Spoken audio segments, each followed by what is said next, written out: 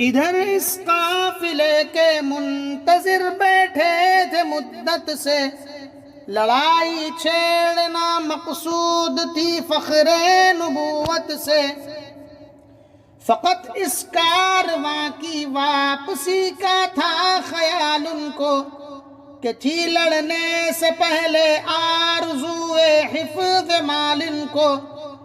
قریش ایک روز بیٹھے کر رہے تھے جنگ کی باتیں، ابو جہل ان کو سکھلاتا تھا قتل عام کی گھاتیں۔ اچانک ایک صدا اٹھی کہ فریاد بنی غالب، اٹھو دوڑو کرو فی الفور امداد بنی غالب۔ یہ چیخیں اور فریادیں سنی تو اہل شر دوڑے، بہت بےتاب ہو کر اٹھے آواز پر دوڑے۔ نظر آیا کہ وادی میں کھڑا ہے ایک شتر تنہا، اور اس کی پیٹھ پر بیٹھا ہوا ہے ایک بشر ننگا۔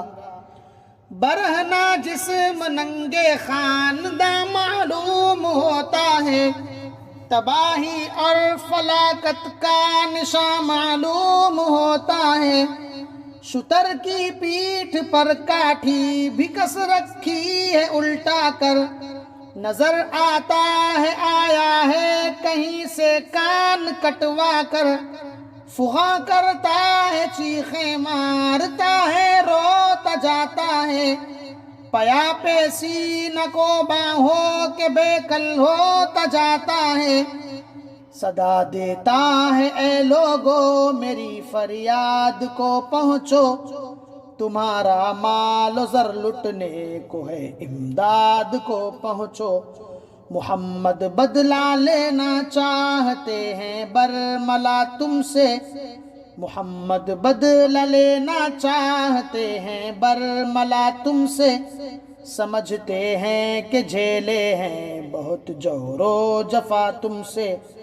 مسلمان قافلے کی تاکویں نکلے ہیں اے یارو، اٹھو دوڑو بڑھو چل کر انہیں روکو انہیں مارو۔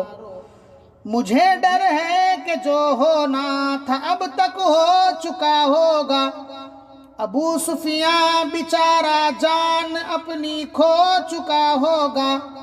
پڑے سوتے ہو تم سونا تمہارا لٹ گیا ہوگا، تمہارا کارواں سارے کا سارا لٹ گیا ہوگا۔ پکڑ کر لے گئے ہوں گے مسلمان ساتھ والوں کو، نکالو جلد اپنی فوج دوڑاؤ رسالوں کو۔ ارے تم سن رہے ہو تم سے کچھ بھی بن نہیں پڑتی، ارے تم سن رہے ہو تم سے کچھ بھی بن نہیں پڑتی، میری فریاد کی برچھی کسی دل میں نہیں گڑتی۔